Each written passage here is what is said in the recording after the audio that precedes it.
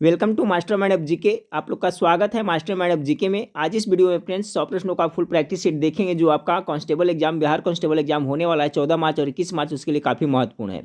इसमें फ्रेंड्स आपका देखिए मैथ का जो सेक्शन उसे छोड़ कर करके हिंदी, अंग्रेजी, जीके जीएस, समान विज्ञान सभी प्रश्न को देखेंगे, क्योंकि फ्रेंड्स मैथ का सोल्यूशन अलग से प्रोवाइड कराया जा रहा है और उसका मैं प्लेलिस्ट भी बना दिया हूं, तो वहां पर आप जा करके देख सकते हैं।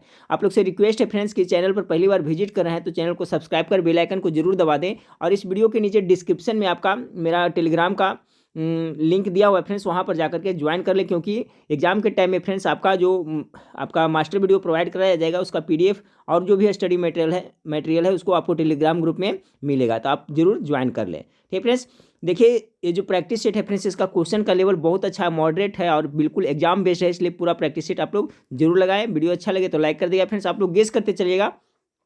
सवाल नंबर 1 आपका है कि फ्रिज का थोड़ा खुला हुआ दरवाजा अपने आप किस प्रभाव से बंद होता है, तो गेस करिएगा। पहला नंबर सवाल का जो राइट आंसर होगा फ्रेंड्स ऑप्शन नंबर सी हो जाएगा, मैग्नेटिक फोर्स के कारण होता है। ठीक है, फ्रिज का थोड़ा खुला हुआ दरवाजा अपने आप किस प्रभाव से बंद हो जाता है, तो मैग्नेटिक फोर्स। आप लोग देखे होंगे फ्रेंड्स, यूटिलाइज भी किए होंगे, उसमें अमल करिएगा कि देखिए जब थोड़ा सा खुला रहेगा तो ऑटोमेटिक अपने से बंद हो जाता है। तो क्यों, कौन सा फोर्स इसमें काम करता है, तो मैग्नेटिक फोर्स काम करता है।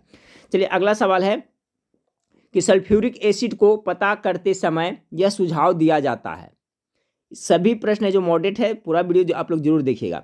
सल्फ्यूरिक एसिड को पता करते समय यह सुझाव दिया जाता है, क्या सुझाव दिया जाता है? 2 का राइट आंसर होगा फ्रेंड्स आपका ऑप्शन नंबर सी, एसिड को पतला करना अत्यधिक एक्सोथर्मिक है। ठीक है, सल्फ्यूरिक एसिड को पता करते समय यह सुझाव दिया जाता है कि एसिड को पतला करना अत्यधिक एक्सोथर्मिक है। ऑप्शन नंबर सी इसका करेक्ट आंसर हो जाएगा। सवाल नंबर 3 को देखते हैं। 3 नंबर सवाल है, राष्ट्रीय कृषि बीमा स्कीम किसके द्वारा कार्यान्वित की जाती है? अच्छा सवाल है फ्रेंड्स, गेस करें सवाल नंबर 3 का राइट आंसर क्या होगा। राष्ट्रीय कृषि बीमा स्कीम किसके द्वारा कार्यान्वित की जाती है? Right answer option number D होगा, भारतीय कृषि बीमा कंपनी लिमिटेड के द्वारा। सवाल नंबर 4 को देखें। सवाल नंबर 4 आपका कि राज्यसभा के सदस्यों की कुल संख्या इससे अधिक नहीं बढ़ सकती है। ठीक है फ्रेंड्स, तो गेस करें राज्यसभा में अधिकतम कितने संख्या होते हैं, सदस्यों की संख्या कितनी होती है अधिकतम, यही पूछा जा रहा है। राइट आंसर हो जाएगा ऑप्शन नंबर ए। ठीक है, देखिए राज्यसभा है जो क्या है फ्रेंड्स, आपका संसद के उच्च सदन कहा जाता है इसे। ठीक है, राज्यसभा है जो संसद के उच्च सदन है, और जो राज्यसभा के सदस्य होते हैं फ्रेंड्स उसके जो न्यूनतम आयु कितनी वर्ष होती है, तो 30 वर्ष होती है। ये भी आप लोग जरूर याद रखिएगा, कितने, तो 30 वर्ष होती है राज्यसभा के सदस्य की। और ये उच्च सदन है, और निम्न सदन कौन सा है? लोकसभा है। ठीक है, तो यहाँ सवाल पूछा गया था कि राज्यसभा के सदस्यों की कुल संख्या इससे अधिक नहीं बढ़ सकती, कितनी, तो 250 से अधिक नहीं बढ़ सकती। ऑप्शन नंबर ए इसका बिल्कुल राइट आंसर हो जाएगा। सवाल नंबर 5 को देखें।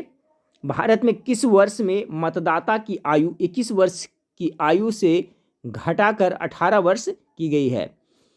चलिए फ्रेंड्स फटाफट गेस करें, सवाल नंबर 5 का राइट आंसर क्या होगा। भारत में किस वर्ष में मतदाता की आयु 21 वर्ष की आयु से घटा करके 18 वर्ष की गई है? इसका जो राइट आंसर होगा फ्रेंड्स आपका ऑप्शन नंबर बी, 1989। और इसी से संबंधित एक प्रश्न बनता है फ्रेंड्स, जिसका जवाब आप हमें कमेंट करके जरूर बताइएगा कि भारत में जो मतदाता की आयु है जो 21 वर्ष से 18 वर्ष की गई, कौन सा संविधान संशोधन के तहत ये किया गया, इसका जवाब हमें कमेंट करके जरूर बताइएगा। तो कब किया गया फ्रेंड्स आप लोग देख लिए, 1989 में, लेकिन किन संशोधन के द्वारा किया गया, इसका जवाब हमें कमेंट करके बताइएगा। सवाल नंबर 6 को देखिए। पंजाब का मुख्यमंत्री कौन है? तो वर्तमान में पंजाब का मुख्यमंत्री कौन है फ्रेंड्स, गेस करें, तो अमरिंदर सिंह है। ऑप्शन नंबर डी इसका राइट आंसर होगा। चलिए सवाल नंबर 7 को देखें। धरोई बांध कहाँ स्थित है? नाम सुनेंगे आप लोग फ्रेंड्स, धरोई बांध कहाँ है? तो सवाल नंबर जो आपका 7 है इसका राइट आंसर हो जाएगा आपका गुजरात में है। देखिए जो धरोई बांध है फ्रेंड्स आपका साबरमती नदी के आसपास में ही है धरोई बांध, और कहाँ पड़ता है? गुजरात में पड़ता है। तो ऑप्शन नंबर डी इसका राइट आंसर हो जाएगा। चलिए सवाल नंबर 8 को देखिए। इनमें से कौन इस समय संयुक्त राष्ट्र सुरक्षा परिषद का एक वर्तमान सदस्य नहीं है? तो चलिए फ्रेंड्स गेस करिए। रूसी फेडरेशन तो आपका है, यूनाइटेड किंगडम भी है, और जापान भी है। ठीक है फ्रेंड्स, यानी कि जर्मनी नहीं, यानी ऑप्शन नंबर डी इसका करेक्ट आंसर हो जाएगा। अगला सवाल को देखते हैं कि शेर शाह सूरी की कब्र कहाँ है? शेर शाह सूरी की कब्र कहाँ है? सवाल नंबर 9 का राइट आंसर गेस करें, तो इसका जो हो जाएगा कहाँ फ्रेंड्स, सासाराम हो जाएगा। शेर शाह सूरी का कब्र कहाँ है? तो सासाराम में। सवाल नंबर 9 का right answer option number C हो जाएगा। चलिए सवाल नंबर 10 को देखते हैं कि अग्रलिखित किस स्थान में मुगल सम्राट का मुगल सम्राट अकबर गद्दी पर बैठा था। ठीक है, अग्रलिखित या निम्नलिखित किस स्थान में मुगल सम्राट अकबर गद्दी पर बैठा था? तो अकबर का राज्याभिषेक कहाँ हुआ था फ्रेंड्स, आप लोग को पता होगा, गेस करें। सवाल नंबर 10 का राइट आंसर क्या होगा? तो इसका हो जाएगा आपका काला नौरानी, ऑप्शन नंबर 20 का करेक्ट आंसर हो जाएगा। सवाल नंबर 11 को देखें कि मॉनिटर पर जो इमेज दिखाई पड़ती है वह हजारों रंगीन बिंदुओं से मिलकर बनती है, जिन्हें यह कहते हैं। देखिए मॉनिटर होता है फ्रेंड्स, उसमें जो इमेज दिखाई पड़ती है वो क्या हजारों रंगीन बिंदुओं से मिलकर बनी होती है, उन्हें क्या कहा जाता है? सवाल नंबर 11 का जो करेक्ट आंसर होगा फ्रेंड्स, उसे क्या कहा जाता है? तो पिक्सल्स कहा जाता है। ऑप्शन नंबर 6 का करेक्ट आंसर होगा। बहुत ही अच्छा सवाल है कंप्यूटर से। उसे क्या कहा जाता है? तो पिक्सेल्स कहा जाता है। चलिए सवाल नंबर 12 को देखिए। सवाल नंबर 12 है, संपूर्ण भारत में आतंकवाद विरोधी दिवस इनमें से किस दिन मनाया जाता है? आतंकवाद विरोधी दिवस भारत में कब मनाया जाता है? गेस करें। ऑप्शन में 5 मई, बी में 21 अप्रैल, सी में 19 मई और डी में 21 मई। राइट आंसर होगा फ्रेंड्स ऑप्शन नंबर डी, 21 मई को। ठीक है, 21 मई को संपूर्ण भारत में क्या आतंकवादी विरोधी दिवस मनाया जाता है। और क्यों मनाया जाता है फ्रेंड्स? क्योंकि 21 मई के दिन ही आपका जो राजीव गांधी की हत्या हो गई थी, इसी कारण से 21 मई को आतंकवाद विरोधी दिवस मनाया जाता है। तो ये भी जरूर याद रखिएगा। तो क्योंकि 21 मई को ही आपका राजीव गांधी की क्या हुई थी? हत्या हो गई थी। ठीक है, चलिए सवाल नंबर 13 को देखते हैं कि पानी के अंदर हवा का बुलबुला खाली जैसे व्यवहार करता है। तो गेस के रेफरेंस क्या होगा? देखिए मैं पहले भी बता चुका हूँ फ्रेंड्स कि देखिए अब जहाँ पर आपको इंग्लिश और हिंदी टर्म है वो आप जरूर याद रखिएगा दोनों। जैसे कि आपका जैसे ट्रोपोस्फेयर है, ठीक है फ्रेंड्स, स्ट्रेटोस्फेयर है, तो कभी उसमें क्षोभ मंडल पूछेगा फ्रेंड्स, कभी समताप मंडल पूछेगा, कभी अंग्रेजी टर्म पूछ देगा। तो आप दोनों का कॉन्सेप्ट क्लियर रखिएगा। उसी तरह से देखिए यहाँ पर फ्रेंड्स पानी के अंदर हवा का बुलबुला जैसा व्यवहार करता है, अंग्रेजी टर्म दे दिया फ्रेंड्स। तो आपको कन्वेक्स लेंस मतलब क्या होता है और कनकेव लेंस मतलब क्या होता है, कॉन्वेक्स लेंस मतलब क्या होता है, अगर इसका हिंदी पता है तभी आप सही टिक मार सकते हैं फ्रेंड्स। तो चलिए सवाल नंबर 13 क्या होगा कि पानी के अंदर हवा का बुलबुला है जो कैसा व्यवहार करता है, कौन सा लेंस करता है? अवतल लेंस के जैसा व्यवहार करता है। अवतल लेंस को अंग्रेजी में क्या कहते हैं? तो कॉनकेव लेंस कहते हैं। ठीक है, अवतल लेंस को। तो ऑप्शन नंबर इसका करेक्ट आंसर हो जाएगा। जबकि कॉन्वेक्स लेंस मतलब क्या होता है? उत्तल लेंस होता है। तो ये जरूर याद रखें। तो पानी के अंदर हवा का बुलबुला कैसा व्यवहार करता है? तो अवतल लेंस कहें या तो कॉनकेव लेंस। ऑप्शन नंबर 13 का एक करेक्ट आंसर हो गया फ्रेंड्स। अब चलिए सवाल नंबर 14 को देखते हैं। सवाल नंबर 14 है, जब एक लोहे की कील कॉपर सल्फेट मिश्रण में डुबोई जाती है, लोहे की कील कॉपर सल्फेट सोडियम का रंग हल्का हो जाता है और लोहे की कील के ऊपर भूरे रंग की परत जमा हो जाती है, यह इसका उदाहरण है। कौन सा उदाहरण, किस क्रिया के कारण ऐसा होता है? तो सवाल नंबर जो आपका 14 है, राइट आंसर हो जाएगा ऑप्शन नंबर डी, विस्थापन और रिडॉक्स प्रतिक्रिया के कारण ऐसा होता है। सवाल नंबर 15 को देखिए, इनमें से कौन रोम का एक प्रकार नहीं है? रोम का फुल फॉर्म मेरे ख्याल से सबको पता होगा फ्रेंड्स, रीड ओनली मेमोरी होता है। ठीक है, एक रैम होता है फ्रेंड्स, क्या होता है? एक रैम होता है, तो क्या होता है? रैंडम एक्सेस मेमोरी होता है। तो दोनों का फुल फॉर्म याद रखिएगा। तो यहाँ पूछा जा रहा है इनमें से कौन है जो रोम का एक प्रकार नहीं है? सवाल नंबर 15 का friends right answer option number D हो जाएगा। ये है जो इसका प्रकार नहीं है, बाकी आपका ए और ये सभी है जो रोम का प्रकार है, जबकि ये ऑप्शन नंबर डी इसका प्रकार नहीं है। तो ऑप्शन नंबर डी इसका राइट आंसर हो जाएगा। सवाल नंबर 16 को देखें, कह रहा है फ्रेंड्स भारत में न्यूनतम समर्थन मूल्य कौन जारी करता है? अच्छा सवाल है, भारत में जो न्यूनतम समर्थन मूल्य है वो कौन जारी करता है? 16 नंबर सवाल का right answer option number D होगा, कृषि लागत एवं मूल्य आयोग है जो जारी करता है। ऑप्शन नंबर डी इसका करेक्ट आंसर हो जाएगा 16 का। सवाल नंबर 17 को देखिए। सवाल नंबर 17 है कि भारत में राष्ट्रीय आय इनके द्वारा तैयार की जाती है। टॉप मोस्ट वीवीआई सवाल है फ्रेंड्स, फटाफट इसको गेस करें, राइट आंसर आपका क्या होगा कि भारत में जो राष्ट्रीय आय है जो किसके द्वारा तैयार की जाती है? तो सवाल नंबर 17 का राइट आंसर हो जाएगा फ्रेंड्स आपका क्या? CSO, यानी ऑप्शन नंबर सी। अब CSO का फुल फॉर्म क्या होता है फ्रेंड्स, ये भी जरूर याद रखिएगा। C4 क्या होता है? सॉरी, C4 होता है आपका सेंट्रल, S4 क्या होता है? स्टैटिस्टिकल, और O4 क्या होता है? ऑर्गेनाइजेशन, अर्थात केंद्रीय सांख्यिकी संगठन के द्वारा। ठीक है, CSO का फुल फॉर्म भी आप लोग जरूर याद रखिएगा। तो सवाल यही था फ्रेंड्स, भारत में राष्ट्रीय आय इनके द्वारा तैयार की जाती है, किसके द्वारा? तो CSO के द्वारा, यानी केंद्रीय सांख्यिकी संगठन के द्वारा। चलिए अगला सवाल को देखते हैं कि सदन के दोनों सदनों में से किसी एक का सदस्य हुए बिना कार्यवाही में भाग कौन ले सकता है? बहुत अच्छा सवाल है 18 का फ्रेंड्स, गेस करिए। कह रहा है कि सदन के दोनों सदनों में से किसी एक का सदस्य हुए बिना, यानी कि संसद के दो सदन होते हैं, लोकसभा और राज्यसभा, यानी उसका सदस्य न रहते हुए भी कार्यवाही में कौन भाग ले सकता है? गेस करिए फ्रेंड्स, इसका राइट आंसर क्या होगा? ऑप्शन ए में है भारत के महा attorney general of India, B में भारत के मुख्य न्यायाधीश, सी में किसी राज्य का मुख्यमंत्री और डी में भारत के उपराष्ट्रपति। 18 नंबर सवाल का राइट आंसर होगा ऑप्शन नंबर ए हो जाएगा। भारत के महा अटॉर्नी जनरल ऑफ इंडिया है जो सदन के बिना दोनों सदनों में से किसी भी सदन का सदस्य न होते हुए भी कार्यवाही में भाग ले सकता है। कौन? भारत का महान अटॉर्नी जनरल ऑफ इंडिया। चलिए सवाल नंबर 19 को देखते हैं कि निम्नलिखित में से किस राज्य में भारतीय वायुसेना और जापानी एयर सेल्फ डिफेंस फोर्स ने एक संयुक्त सैन्य वायुसेना अभ्यास शिन्यू मैत्री शुरू किया है। इसमें 2 सवाल बनता है फ्रेंड्स, याद रखिएगा, ठीक है। ये आपको जो वायुसेना का जो अभ्यास है कि उसका नाम क्या है, तो याद रखिएगा शिन्यू मैत्री। शिन्यू मैत्री है जो किसके किसके बीच में हुआ अभ्यास हो, तो भारत और जापान दोनों मिलकर करके ये सैन्य अभ्यास किया है, वायु सैन्य अभ्यास किया है फ्रेंड्स। तो ये कहाँ हुआ है यही पूछा जा रहा है। तो ये हुआ था आपका पश्चिम बंगाल में हुआ था। ऑप्शन नंबर डी इसका करेक्ट आंसर होगा। तो दोनों याद रखिएगा। फिर से देख लें कि निम्नलिखित में से किस राज्य में भारतीय वायुसेना और जापानी एयर सेल्फ डिफेंस फोर्स ने एक संयुक्त सैन्य वायुसेना अभ्यास किया जिसका नाम क्या है, तो शून्य मैत्री है। कहाँ हुआ, तो पश्चिम बंगाल, यानी ऑप्शन नंबर डी इसका राइट आंसर होगा 19 का।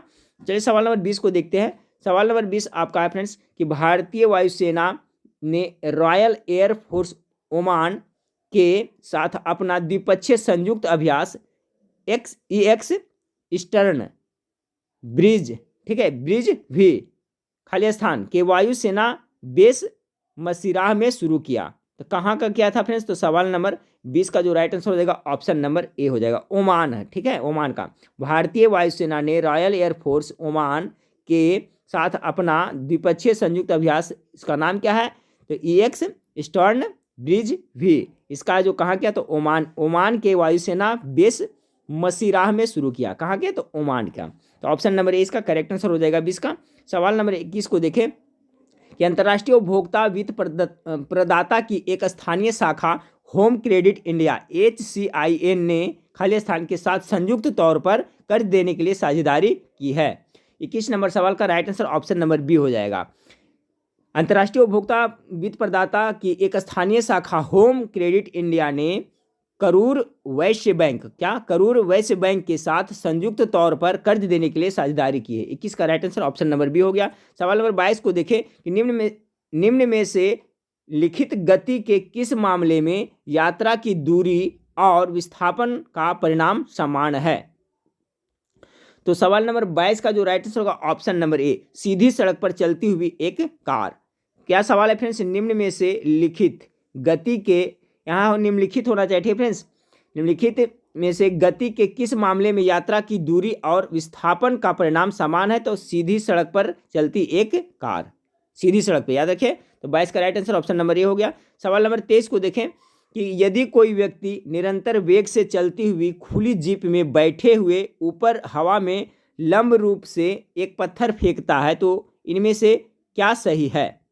ठीक है फ्रेंड्स, तो सवाल नंबर 23 को देखें, कह रहा है कि पत्थर जीप के बाहर गिरेगा, पत्थर जीप में आदमी के सामने गिरेगा, पत्थर जीप में आदमी के किनारे गिरेगा, पत्थर ठीक उसी स्थान हाथ पर गिरेगा जहां से यह फेंका गया था। तो सवाल नंबर 23 का राइट आंसर क्या होगा फ्रेंड्स, ऑप्शन नंबर डी होगा। ऐसा सवाल देखिए इसमें भी पूछा गया जाता है फ्रेंड्स कि कोई बच्चा है जो ट्रेन में बैठे हुए है और गेंद को ऊपर हवा में फेंकता है तो वो गेंद कहाँ गिरेगा, तो उसी के हाथ में गिरेगा। ठीक है, वही सवाल को देखिए फिर इस तरह से पूछा गया है कि यदि कोई व्यक्ति निरंतर वेग से चलती हुई खुली जीप में बैठे हुए ऊपर हवा में लंब रूप से एक पत्थर फेंकता है तो कहाँ गिरेगा पत्थर हो, तो पत्थर ठीक उसी के हाथ में गिरेगा जहाँ से यह फेंका गया था। ऑप्शन नंबर डी इसका करेक्ट आंसर हो गया। सवाल नंबर 24 को देखें, सवाल नंबर 24 है फ्रेंड्स, एक पक्का आम पेड़ से जमीन पर गिरता है। ठीक है, एक पक्का आम पेड़ से जमीन पर गिरता है तो आम किस प्रभाव से जमीन पर गिरा।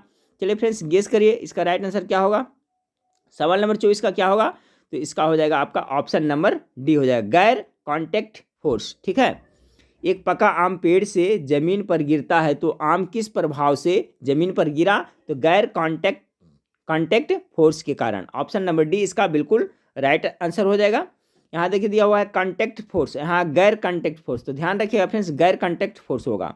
अगला सवाल को लेते हैं, सवाल नंबर 25 को, इनमें से कौन द्रुतिका याद सबसे धीमी है। ठीक है फ्रेंड्स, कह रहा है इनमें से कौन द्रुतिका याद सबसे धीमी है। तो सवाल नंबर 25 का राइट आंसर है option number C, L3 cache memory है जो क्या है सबसे धीमी है इसकी। सवाल नंबर 25 का right answer option number C है। चलिए सवाल नंबर 26 को देखें कि उपभोक्ता मूल्य इंडेक्स डाटा प्रकाशित किया जाता है, बहुत इंपॉर्टेंट सवाल है। साप्ताहिक किया जाता है या मासिक या वार्षिक या हफ्ते में 2 बार? चलिए गेस करें सवाल नंबर 26 का राइट आंसर क्या होगा फ्रेंड्स। क्या कह रहा है, उपभोक्ता मूल्य इंडेक्स डाटा प्रकाशित किया जाता है, ये आपका मंथली किया जाता है, यानी मासिक किया जाता है। ऑप्शन नंबर 20 का करेक्ट आंसर हो जाएगा। सवाल नंबर 27 को देखें, संयंत्र और मशीनरी के लिए विनिर्माण क्षेत्र में माइक्रो इंटरप्राइजेज के लिए निवेश कैंप क्या है? कितना निवेश कैंप है? तो 27 का जो हो जाएगा फ्रेंड्स आपका कम से कम कितना, 25 लाख। ऑप्शन नंबर ए इसका बिल्कुल राइट आंसर हो जाएगा। संयंत्र और मशीनरी के लिए विनिर्माण क्षेत्र में माइक्रो एंटरप्राइजेज के लिए निवेश कितना है, इन्वेस्टमेंट कितना है? तो 25 लाख। अगला सवाल को देखें कि संविधान सभा जिसने भारत का संविधान अधिनियमित किया की स्थापना कब की गई? गेस करें फ्रेंड्स, सवाल नंबर 28 का राइट आंसर क्या होगा। संविधान सभा जिसने भारत के संविधान अधिनियमित किया की स्थापना कब की गई? ठीक है फ्रेंड्स, यहाँ पर पूछा जाता है कि किसके सिफारिश से की गई है। ठीक है फ्रेंड्स, इसका राइट आंसर हो जाएगा ऑप्शन नंबर सी हो जाएगा, कैबिनेट मिशन की सिफारिश पर किया गया था। तो सवाल इस तरह से होना चाहिए कि संविधान सभा का निर्माण हुआ जो फ्रेंड्स, तो किसके सिफारिश पर किया गया था? तो कैबिनेट मिशन के सिफारिश पर किया गया था। तो इसका इस तरह से होना चाहिए। ठीक है, तो सवाल नंबर 28 का राइट आंसर क्या होगा? Cabinet mission plan. चलिए सवाल नंबर 29 को देखें कि किस देश ने 16 अक्टूबर को अपने 2020 के ड्राफ्ट बजट के रूप में अमेरिका की बड़ी बड़ी तकनीक कंपनियों सहित डिजिटल कंपनियों पर नया टैक्स लगाया है? कौन सा देश? 29 का राइट आंसर होगा फ्रेंड्स आपका इटली हो जाएगा। ठीक है, 29 का बी करेक्ट आंसर हो जाएगा, इटली। अगला सवाल को लेते हैं कि ग्रामोफोन अवार्ड्स, यहाँ धुंधला दिख रहा है फ्रेंड्स थोड़ा सा, तो ध्यान से देख सुनिएगा। ग्रामोफोन अवार्ड्स 2019 में किसे ऑर्केस्ट्रा ऑफ द ईयर से सम्मानित किया गया है? अच्छा सवाल है कि ग्रामोफोन अवार्ड्स 2019 में किसे ऑर्केस्ट्रा ऑफ द ईयर से सम्मानित किया गया है? तो 30 का correct answer option number D हो जाएगा। फिलहारमोनिका ऑर्केस्ट्रा। ठीक है, फिलहारमोनिका ऑर्केस्ट्रा को। सवाल नंबर 31 को देखिए कि एंटी माइक्रोबाइल कंपाउंड में ये शामिल है। एंटी माइक्रोबाइल कंपाउंड में क्या शामिल है? 31 नंबर सवाल का राइट आंसर हो जाएगा ऑप्शन नंबर सी हो जाएगा, यानी रोगाणुरोधक और कीटाणु वंशक दोनों शामिल है। ऑप्शन नंबर सी इसका राइट आंसर हो जाएगा 31 का। सवाल नंबर 32 को देखें कि छाया के प्रकार किस आकार और स्थिति पर निर्भर करते हैं? बहुत अच्छा सवाल है फ्रेंड्स। जो छाया का प्रकार होता है वो किस आकार और छाया के प्रकार किस आकार और स्थिति पर निर्भर करते हैं? 32 का राइट आंसर हो जाएगा ऑप्शन नंबर आपका सी हो जाएगा, यानी वस्तु और प्रकाश के स्रोत पर दोनों पे निर्भर करता है। इसका भी right answer option number C हो जाएगा, 32 का सी। सवाल नंबर 33 को देखें, आभासी एवं सचमुच उल्टे प्रतिबिंब इनके द्वारा उत्पन्न किए जाते हैं। आभासी और सचमुच उल्टे। 33 नंबर सवाल का क्या हो जाएगा फ्रेंड्स? सादा दर्पण के द्वारा। ऑप्शन नंबर 1 करेक्ट आंसर हो जाएगा। आभासी एवं सचमुच उल्टे प्रतिबिंब किसके द्वारा प्राप्त किया जाता है? तो सादा दर्पण के द्वारा ये प्राप्त किया जाता है। ऑप्शन नंबर इसका बिल्कुल राइट आंसर है। सवाल नंबर 34 को देखिए, मानव नेत्र में प्रकाश इसके द्वारा अपरिवर्तित होता है। 34 नंबर का गेस करें फ्रेंड्स। तो देखिए मानव नेत्र में जो प्रकाश है किसके द्वारा अपरिवर्तित होता है? तो आपका कॉर्निया के द्वारा और लेंस दोनों के द्वारा होता है फ्रेंड्स। सवाल नंबर 34 का right answer option number C हो जाएगा, कॉर्निया और लेंस दोनों इसका बिल्कुल करेक्ट आंसर होगा, ऑप्शन नंबर सी। चलिए सवाल नंबर 35 को देखें। देखिए सवाल बहुत अच्छा था फ्रेंड्स, इसको जरूर याद रखिएगा, मॉडरेट क्वेश्चन है। कह रहा है मानव नेत्र में प्रकाश इसके द्वारा अपरिवर्तित होता है, तो लेंस और कॉर्निया दोनों के द्वारा। सवाल नंबर 35 को देखें, झालरदार छिपकली, ठीक है, झालरदार, ठीक है, झालरदार छिपकली को इससे संकट है, किससे संकट है? तो सवाल नंबर 35 का राइट आंसर हो जाएगा फ्रेंड्स ऑप्शन नंबर ए, जगमगाहट से है जो उसको क्या है? संकट है। एक झालरदार छिपकली होता है फ्रेंड्स, जिसे क्या है? जगमगाहट से क्या होता है? इसे संकट महसूस करता है। सवाल नंबर 36 को देखें कि हाइड्रेजिया अम्लीय मिट्टी में फूलों को रंग देती है, कैसा देती है? जो हाइड्रेजिया है जो अम्लीय मिट्टी में, ठीक है, अम्लीय मिट्टी किसको कह सकते हैं फ्रेंड्स? जिसका पीएच वैल्यू कितना है? तो 7 से कम है, क्योंकि 7 जिसका पीएच वैल्यू होता है क्या होता है? उदासीन हो जाता है। 7 से अधिक होता है तो क्षारीय होता है, 7 से कम होता है जो क्या होता है? अम्लीय होता है। तो यही कह रहा है कि आपका जो हाइड्रेजिया है वो अगर अम्लीय मिट्टी में उसको बोया जाए तो क्या है फ्रेंड्स? फूल के रंग कैसा देगा? तो सवाल नंबर 36 का जो राइट आंसर होगा फ्रेंड्स ऑप्शन नंबर बी, अम्लीय में होएगा तो कैसा देगा? नीला देगा। अगला सवाल को देखिए, पाचक एंजाइम में शामिल है, तो पाचक एंजाइम में कौन कौन शामिल है फ्रेंड्स? तो लाइपेक्स ये भी है, प्रोटीएसेस, ये भी सही है, कार्बोहाइड्रेट सभी, यानी ऑप्शन नंबर डी इसका बिल्कुल राइट आंसर हो जाएगा। 37 का डी, पाचक एंजाइम में शामिल क्या है, तो ऑप्शन नंबर डी इसका करेक्ट आंसर हो जाएगा। 37 का डी हो गया फ्रेंड्स। चलिए सवाल नंबर 38 को देखिए। सवाल नंबर 38 है, स्टार्च को किसी भी भोजन में इसकी मदद से जांचा जा सकता है, किसके द्वारा? बहुत अच्छा सवाल है। तो देखिए, स्टार्च को किसी भी भोजन में आयोडीन घोल के द्वारा, आयोडीन घोल की मदद से जांचा जा सकता है, यानी ऑप्शन नंबर ए इसका करेक्ट आंसर हो जाएगा 38 का। सवाल नंबर 39 को देखें, पैंक्रियाज अग्नाशय बनाता है, क्या बनाता है? 39 नंबर सवाल का गेस करें। तो पैंक्रियाज या अग्नाशय क्या बनाता है, तो अग्नाशयी द्रव्य को बनाता है, यानी ऑप्शन नंबर इसका राइट आंसर होगा। और इससे संबंधित सवाल पूछा जाता है फ्रेंड्स कि जो इंसुलिन का स्राव कहाँ से होता है, तो यही आपका अग्नाशय के ही या पैंक्रियाज ग्रंथि से स्रावित होता है। और ये एक ऐसा ग्रंथि है जो फ्रेंड्स आपका अग्नाशय ग्रंथि, जो पैंक्रियाज ग्रंथि है, वो अंतःस्रावी भी है और बाह्यस्रावी है। तो ये भी याद रखिए, अंतः और बाह्यस्रावी ग्रंथि आपका अग्नाशय ग्रंथि है, जहाँ से इंसुलिन का स्राव होता है। यहाँ सवाल था पैंक्रियाज बनाता है क्या, तो अग्नाशयी द्रव्य को बनाता है। अगला सवाल को, और देखिए अगर पीत कहाँ निर्माण होता है तो याद रखिए फ्रेंड्स, ठीक है, इसे जान ले। पीत कहाँ निर्माण होता है, तो आपका लीवर यानी यकृत में निर्माण होता है। पीत का निर्माण कहाँ होता है, यकृत में होता है, और जमा होता है पित्ताशय में। ये बार बार भी क्वेश्चन रिपीट होता है, इसको मैं इसलिए बार बार रिपीट करता हूँ फ्रेंड्स। पीत का निर्माण कहाँ होता है, तो यकृत में होता है। चलिए सवाल नंबर 40 को देखें कि इनमें से कैल्शियम एक महत्वपूर्ण भूमिका निभाता है, क्या चीज में? चलिए बताएं। तो हड्डियों और दांतों के निर्माण में, जी बिल्कुल। मांसपेशियां वृद्धि में, इसमें भी करता है। रक्त के थक्के बनाने, सभी हो जाएगा, ठीक है फ्रेंड्स। इसका right answer option number D हो जाएगा। ऐसे मुख्य रूप से सभी जानते हैं फ्रेंड्स कि हड्डियों और दांतों के निर्माण में है जो कैल्शियम की महत्वपूर्ण भूमिका होता है, लेकिन पूछा गया है इस टाइप से फ्रेंड्स कि किसमें किसमें निभाता है, तो आपका मांसपेशियां वृद्धि में भी थोड़ा बहुत भूमिका होता है, रक्त के थक्का बनने में होता है। ऐसे रक्त को थक्का बनने में से विटामिन में पूछा जाए फ्रेंड्स, तो सभी को पता है विटामिन के है जो बहुत ज़्यादा हेल्पफुल होता है।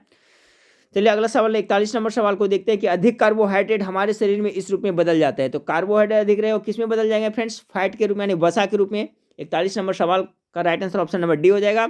अगला सवाल को लेते हैं। 42 नंबर सवाल आपका है कि एक ठोस द्रव्य और गैस अपनी गर्मी समाप्त कर देते हैं जब तापमान क्या होता है? जब तापमान घटा हुआ हो, ठीक है। एक ठोस द्रव्य और गैस अपनी गर्मी समाप्त कर देते हैं जब तापमान क्या होता है, तो घटा हुआ। ऑप्शन नंबर 20 का राइट आंसर होगा। चलिए सवाल नंबर 43 को देखें।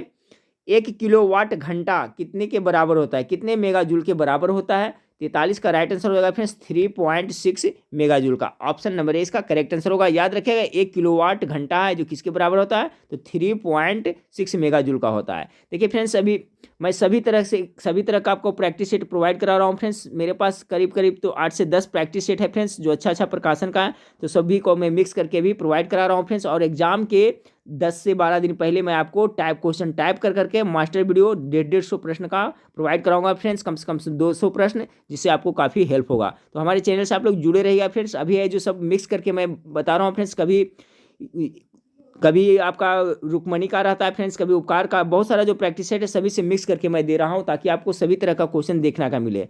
और ये देखिए क्वेश्चन का लेवल है जो फ्रेंड्स आपका यही प्रैक्टिस सेट में सब दिया हुआ है। चलिए सवाल नंबर 43 का था फ्रेंड्स आपका कि 1 किलोवाट घंटा के बराबर होता है, तो कितना? 3.6 मेगा जूल का के बराबर होता है। सवाल नंबर 44 को देखिए। समुद्री एवं सतही ठंडी हवाएं इसके कारण होती है। बहुत अच्छा सवाल है। समुद्री एवं सतही ठंडी हवाएं इसके कारण होती है। 44 नंबर सवाल का जो राइट आंसर हो जाएगा फ्रेंड्स आपका ऑप्शन नंबर बी, संवहन के कारण। किसके? संवहन के कारण। देखिए यहाँ पर किस तरह से संवहन है फ्रेंड्स, संवाहन है, तो दोनों का अर्थ में क्या है, फर्क पड़ जाता है। इसलिए आप लोग इस क्वेश्चन एग्जाम में क्वेश्चन को अच्छी तरह से पढ़िएगा, ठीक है। इस पर ध्यान देना जरूर होता है, नहीं तो हड़बड़ में गड़बड़ हो जाता है, ठीक है फ्रेंड्स। तो याद रखें संवहन इस तरह से, संवाहन गलत हो जाएगा। अगला सवाल आपका कि एक चिकनी सतह से प्राप्त प्रतिबिंब को यह कहा जाता है, तो क्या कहा जाता है? तो उसे परावर्तक प्रतिबिंब कहा जाता है। बहुत अच्छा सवाल। ऑप्शन नंबर 1 करेक्ट आंसर हो जाएगा 45 का ए। एक चिकनी सतह से प्राप्त प्रतिबिंब को यह कहा जाता है, तो परावर्तक प्रतिबिंब कहा जाता है। सवाल नंबर 46 को देखिए। कान में छोटी हड्डियां की श्रृंखला में शामिल है, श्रृंखला में पूछा जा रहा है, ठीक है फ्रेंड्स। ऐसे तो कान की सबसे छोटी हड्डी किसे कहते हैं? स्टेपिस, सभी को पता है। अगर इस तरह से सवाल रहे कि कान में छोटी हड्डियों की श्रृंखला में कौन कौन शामिल है, तो आपका right answer option number D हो जाएगा 46 का। आपका इनविल, हथौड़ा और स्टीरिप, ठीक है, स्ट्रिप, ये भी आपका शामिल है। अगला सवाल को लेते हैं। अगला सवाल आपका कि रासायनिक प्रतिक्रिया के फलस्वरूप बड़े मॉलिक्यूलों का छोटे मॉलिक्यूलों में परिवर्तन को क्या कहते हैं? बहुत अच्छा टॉप मोस्ट वीआई सवाल है। सवाल नंबर 47 का राइट आंसर क्या कहेंगे उसे फ्रेंड्स? रासायनिक पाचन कहते हैं। ठीक है, याद रखिएगा क्या कहते हैं? रासायनिक पाचन कहते हैं। रासायनिक प्रतिक्रिया के फलस्वरूप बड़े मॉलिक्यूलों का छोटे मॉलिक्यूलों में परिवर्तन को क्या कहते हैं? रासायनिक पाचन कहते हैं। ऑप्शन नंबर 48 को देखिए कि एक छोटा संकरा ट्यूब जिसकी दीवारों पर मजबूत मांसपेशियां होती है। एक छोटा संकरा ट्यूब जिसकी दीवारों पर मजबूत मांसपेशियां होती है। 48 का राइट आंसर क्या हो सकता है फ्रेंड्स? ग्रास नली कहते हैं। ठीक है, ऑप्शन नंबर ए इसका बिल्कुल राइट आंसर होगा 48 का। सवाल नंबर 49 को देखें, पाम्पेल कितने तक तापमान में बना रह सकता है? पाम्पेल 49 नंबर सवाल का राइट आंसर होगा फिर कितना? 80 डिग्री सेल्सियस तक बना रह सकता है। ठीक है, ऑप्शन नंबर ए इसका करेक्ट आंसर हो जाएगा। पाम्पेल कितने तक तापमान में बना रहता है? तो 80 डिग्री सेल्सियस। चलिए सवाल नंबर 50 को देखते हैं कि एक नाव तब डूब जाएगी जब वह अपने खाली स्थान जल को विस्थापित करेगी। बहुत अच्छा सवाल है फ्रेंड्स। देखिए सभी सवाल इसमें मोटा मोटी फ्रेंड्स आपको मॉडरेट है, कुछ हटके है फ्रेंड्स, तो सभी तरह का प्रैक्टिस सेट आप लोग देखें, इससे आपको बहुत आइडिया मिलेगा। सवाल नंबर 50 का राइट आंसर हो जाएगा फ्रेंड्स ऑप्शन नंबर बी। ठीक है, कि एक नाव तब डूब जाएगी जब वह अपने क्या भार के बराबर जल को विस्थापित कर देगी। जितना नाव का भार है अगर उतना उसको विस्थापित कर देगी फिर उतना जल को, तो क्या वो डूब जाएगी। ठीक है, अच्छा सवाल है। एक नाव तब डूब जाएगी जब वो अपने भार के बराबर जल को विस्थापित कर देगी। ऑप्शन नंबर 20 का करेक्ट आंसर हो जाएगा सवाल नंबर 50 का ऑप्शन नंबर बी। सवाल नंबर 51 को देखें, कबीरदास किस शाखा के कवि है? चलिए फटाफट गेस करिए फ्रेंड्स। देखिए हिंदी से कुछ सवाल है। 51 नंबर सवाल का राइट आंसर निर्गुण शाखा का। देखिए कबीरदास का निर्गुण बहुत सब कुछ सुनते हैं भी फ्रेंड्स, तो कबीरदास किस शाखा के कवि है? तो कबीरदास आपको निर्गुण शाखा के कवि माने जाते हैं। 51 का right answer option number A हो जाएगा। सवाल नंबर 52 को देखें, देर लगाकर काम करने वाला के लिए एक शब्द निम्नलिखित में से कौन सा है? अनेक शब्दों का एक शब्द है, तो देर लगाकर काम करने वालों को क्या कहा जाता है? सवाल नंबर 52 का राइट आंसर होगा फ्रेंड्स दीर्घ सूत्री कहा जाता है। ऑप्शन नंबर ए इसका बिल्कुल राइट आंसर होगा। याद रखें, बहुत अच्छा सवाल है कि देर लगाकर काम करने वालों को दीर्घ सूत्री कहा जाता है। अगला सवाल, हाँ फ्रेंड्स, तो सवाल नंबर 53 देखें। सवाल नंबर 53 आपका है कि अंधा बनना मुहावरे का अर्थ निम्नलिखित विकल्पों में से कौन सा है? इसका राइट आंसर क्या होगा, गेस करिए। तो सवाल नंबर 53 का जो राइट आंसर होगा ऑप्शन नंबर बी हो जाएगा, जानबूझकर किसी बात पर ध्यान न देना। अंधा बनना का सही अर्थ क्या होगा? जानबूझकर किसी बात पर ध्यान न देना। ऑप्शन नंबर 20 का करेक्ट आंसर होगा। चलिए सवाल नंबर 54 को देखते हैं। सवाल नंबर 54 आपका फ्रेंड्स की सहोजाबाई, ठीक है, सहोजाबाई किस शाखा की कवित्री है? सहोजाबाई किस शाखा की कवित्री है? तो 54 नंबर सवाल का right answer option number A होगा, ज्ञानाश्रयी शाखा के। किसका? ज्ञानाश्रयी शाखा के कवित्री हैं। अगला सवाल को देखते हैं। सवाल नंबर 55 को देखें। सवाल नंबर 55 है, जंगल के लिए सही पर्यायवाची शब्दों की पंक्ति को चुनिए। सवाल नंबर 55 का राइट आंसर क्या होगा? तो इसका right answer option number D होगा। जंगल के पर्यायवाची शब्दों की पंक्ति आपका वन, अरण्य और कानन, ये है जो बिल्कुल सही है। तो ऑप्शन नंबर डी इसका बिल्कुल राइट आंसर होगा। याद रखिए, जंगल को वन भी कहा जाता है, अरण्य कहा जाता है और कानन भी कहा जाता है। और एक पूछा जाता है बार बार फ्रेंड्स कि जंगल में लगने वाली आग को क्या कहा जाता है फ्रेंड्स? तो दावानल कहते हैं। वो भी जरूर याद रखिएगा। ठीक है, दावानल, जंगल में जो आग लगती है उसे क्या कहते हैं? तो दावानल कहते हैं। और यहाँ पर बताया गया था आपका जंगल के पर्यायवाची शब्द, याद रखिए, वन, अरण्य और कानन। सवाल नंबर 56 को देखें। सवाल नंबर 56 आपका है कि मनोकामना का शुद्ध रूप निम्नलिखित में से कौन सा है? मनोकामना का शुद्ध रूप निम्नलिखित में से कौन सा है? 56 का जो करेक्ट आंसर होगा फ्रेंड्स ऑप्शन नंबर ए, मनः कामना, शुद्ध रूप यही है। ठीक है, ऑप्शन नंबर ए इसका बिल्कुल राइट आंसर होगा। सवाल नंबर 57 को देखिए, रामानुज का सामासिक विग्रह निम्नलिखित में से कौन सा है? तो सवाल नंबर 57 का क्या होगा? राम का अनुज, यानी ऑप्शन नंबर सी जो बिल्कुल राइट आंसर होगा। अगला सवाल है, अनुच्छेद के लिए सही संधि विच्छेद को चुनिए। देखिए ये बहुत बार रिपीट हुआ है एग्जाम में फ्रेंड्स, तो ये सबको जरूर याद कर लें। ठीक है, तो अनुच्छेद क्या होगा, गेस कीजिए इसका राइट आंसर क्या होगा? अनुच्छेद छेद, अनुच्छेद ये होगा, ऐसा होगा, या ये होगा, या ये होगा। तो इसका जो राइट आंसर होगा फ्रेंड्स अनुच्छेद का हो जाएगा, अनुजेड़ छेद हो जाएगा, यानी ऑप्शन नंबर ए बिल्कुल सही संधि विच्छेद है इसका। ऑप्शन नंबर ए इसका राइट आंसर हो गया। सवाल नंबर 59 को देखे, प्रीतम दीर्घ मिचत पिया, पानी परस सुख पाए, जानी पिछानी अजान लौ, नैकू न होती लखाए। ये लखाए में निम्नलिखित में से कौन सा रस है? सवाल नंबर 59 का जो राइट आंसर होगा ऑप्शन नंबर डी, इसमें श्रृंगार रस है। क्या था फ्रेंड्स कि प्रीतम दीर्घ मिचत पिया, पानी परस सुख पाए, जानी पिछानी अजान लौ, नैकू न होती लखाए। इसमें कौन सा रस है? तो श्रृंगार रस है। अगला सवाल को देखें। कि आलोचना पत्रिका के प्रथम संपादक थे। आलोचना पत्रिका के प्रथम संपादक कौन थे? 60 का राइट आंसर हो जाएगा Shivanand Singh Chauhan. Option number C इसका करेक्ट आंसर होगा। चलिए फ्रेंड्स, हिंदी सेक्शन से हो गया। आप देखते हैं फ्रेंड्स आपका अंग्रेजी सेक्शन से प्रश्न। 61 नंबर सवाल क्या है आपका? कर रहा है choose the option that correctly sequence the following sentence, यानी सभी सेंटेंस का सीक्वेंस क्या होगा फ्रेंड्स, उसके बारे में पूछा जा रहा है। तो 61 नंबर सवाल का जो करेक्ट आंसर है ऑप्शन नंबर सी है। ठीक है, पहले सबसे पहले कौन होगा? तो 3 होगा। 3 में क्या है friends? Mary was hungry after doing the work, 3 number. उसके बाद में 1 नंबर है she looked into the fridge to see if there was something nice to eat. उसके बाद क्या है? 4 है she ordered a pizza and drunk some milk. उसके लास्ट में क्या है? 2, यानी she did not find anything nice to eat there. तो इसका सीक्वेंस यह है आपका option number C right answer होगा फ्रेंड्स। सवाल नंबर 62 को देखें कि choose the correct form of modal auxiliary verb for the given sentence. Modal verb चुनने के लिए करा, मोडाल एक्सिलरी वर्ब चुनने के लिए करा फ्रेंड्स। तो यहाँ पर क्या भराएगा? तो देखिए सवाल नंबर 62 है, जो इसका राइट आंसर हो जाएगा ऑप्शन नंबर बी हो जाएगा। यानी I wonder why she ignored me when we meet in the hallway, do you think she might, यहाँ क्या? She might have not recognized me, यानी ऑप्शन नंबर 20 का बिल्कुल राइट आंसर होगा। 63 नंबर सवाल है choose the word that is opposite meaning to the highlighted word given below. तो देखिए यहाँ पर हाईलाइटेड, इसको डीप करना चाहिए फ्रेंड्स, पता नहीं चल रहा है, लेकिन इसमें पूछा जा रहा है किसका फ्रेंड्स? तो किशन इज नोटेड, इसी का पूछा जा रहा है। ठीक है, noted personality in the locality. तो नोटेड का है जो आपका वो अपोजिट मीनिंग क्या होगा? तो नोटेड मतलब क्या होता है फ्रेंड्स? लिखा हुआ स्पष्ट रूप से होता है। तो इसका क्या हो जाएगा? ऑब्स्क्योर हो जाएगा। ऑब्स्क्योर मतलब क्या होता है? अस्पष्ट होता है। ठीक है, नोटेड का देखिएगा आपका अपोजिट मीनिंग उल्टा सब, तो आपको ऑब्स्क्योर होगा। तो ऑप्शन नंबर सी इसका करेक्ट आंसर है। सवाल नंबर 64 को देखिए फ्रेंड्स कि choose the appropriate conjunction for the given sentence. Conjunction चुनने के लिए कर रहा है। तो सवाल नंबर 64 का जो राइट आंसर होगा फ्रेंड्स यहाँ पर सो दैट होगा। देखिए सेंटेंस से भी आपको पढ़िएगा तो समझ में आ जाएगा।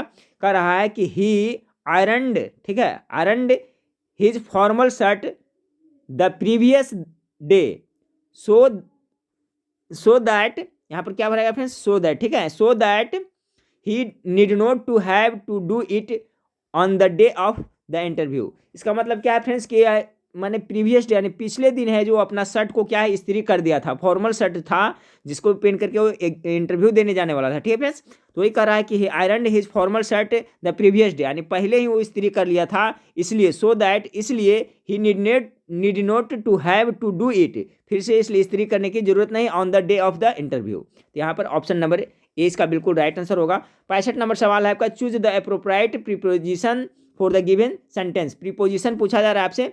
तो 65 नंबर सवाल है कि इट वाज खाली स्थान, तो क्या होगा फ्रेंड्स? इट वाज 65 का right answer option number C होगा। इट वाज अराउंड ऑफ, ठीक है, it was around of midnight when 3 cars dropped off. यहाँ पर भराएगा फ्रेंड्स अराउंड, यहाँ पर ऑफ भराएगा। ठीक है, तो it was around midnight when 3 cars dropped of the passenger and this appeared. ठीक है फ्रेंड्स, यहाँ पर भराएगा आपका अराउंड, सॉरी यहाँ पर ऑफ। अगला सवाल को लेते हैं। 66 नंबर सवाल है कि choose the option that best transforms the given sentence into one. कह रहा है this is my cousin his name is Anil. ठीक है फ्रेंड्स, तो इसका क्या हो जाएगा? दिस इज माई कजिन फिर कॉमा अनिल, राइट आंसर हो जाएगा इसका। तो 66 का जो right answer option number C हो जाएगा। दिस इज माई कजिन और इन कॉमा यहाँ पर अनिल। अगला सवाल को देखते हैं कि spot the error in the given sentence. ठीक है, जो सेंटेंस है उसमें जो गलती है उसको स्पॉट करने के लिए कह रहा है and choose the option that rectifies it. ठीक है, तो कह रहा if I have wings I would fly. कह रहा कि यदि मेरा भी पंख होता तो मैं उड़ता। ठीक है फ्रेंड्स, तो 67 नंबर सवाल का क्या हो जाएगा? यहाँ पर ऑप्शन नंबर बी हो जाएगा। सही क्या होगा कि इफ आई हैव नहीं, if I had wings I would fly. तो ऑप्शन नंबर 20 का करेक्ट आंसर हो गया। सवाल नंबर 68 को देखें। Choose the appropriate option that change the given sentence into passive voice.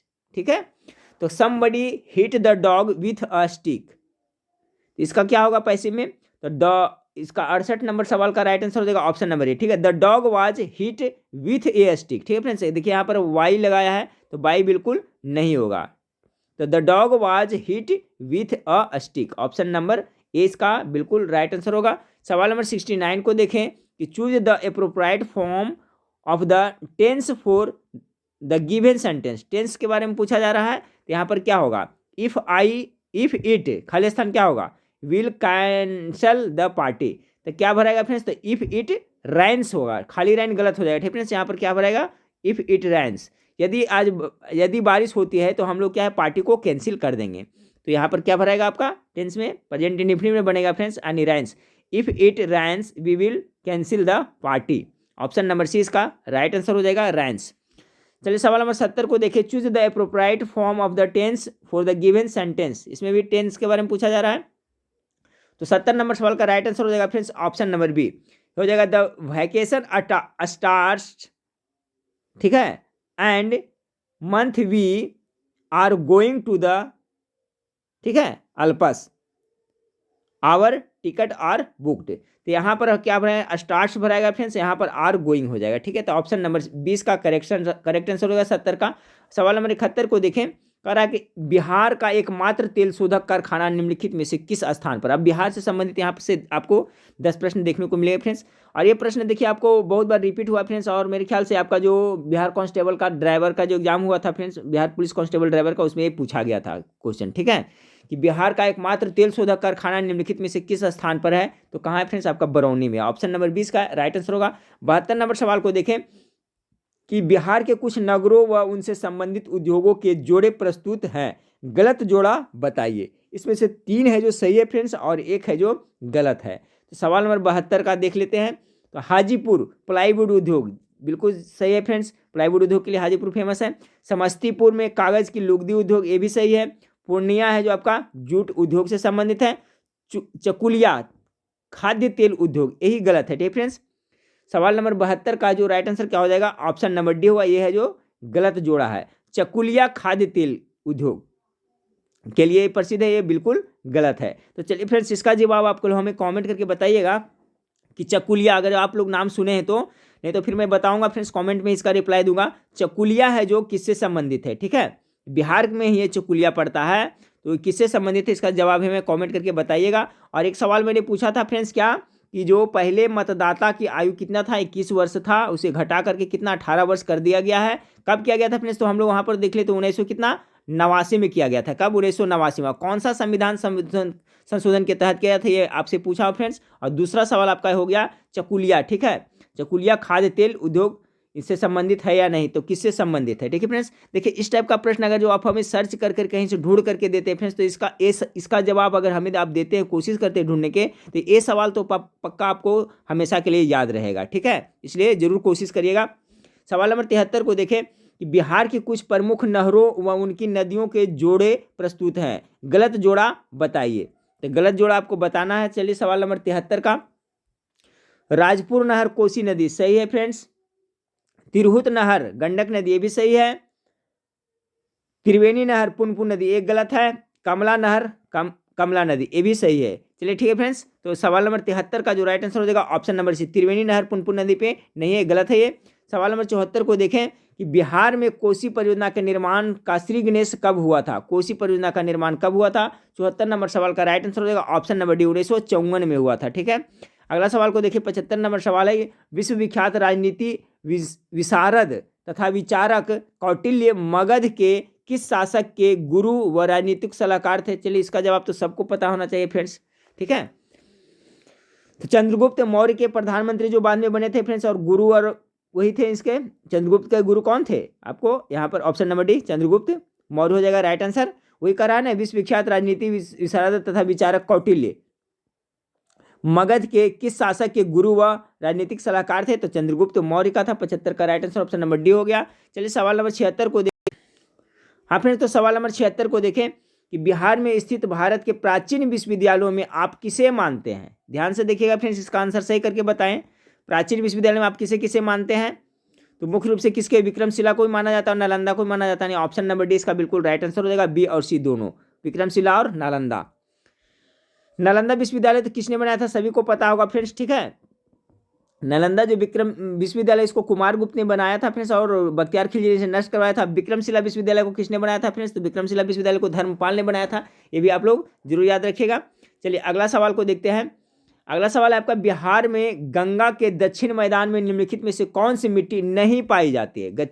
Ganga के दक्षिण मैदान में कौन सा मिट्टी नहीं पाई जाती है। 77 का राइट आंसर हो जाएगा फ्रेंड्स ऑप्शन नंबर डी। दक्षिण में कौन सा, नवीन जलोढ़ मिट्टी है जो गंगा के दक्षिण भाग में नहीं पाई जाती है।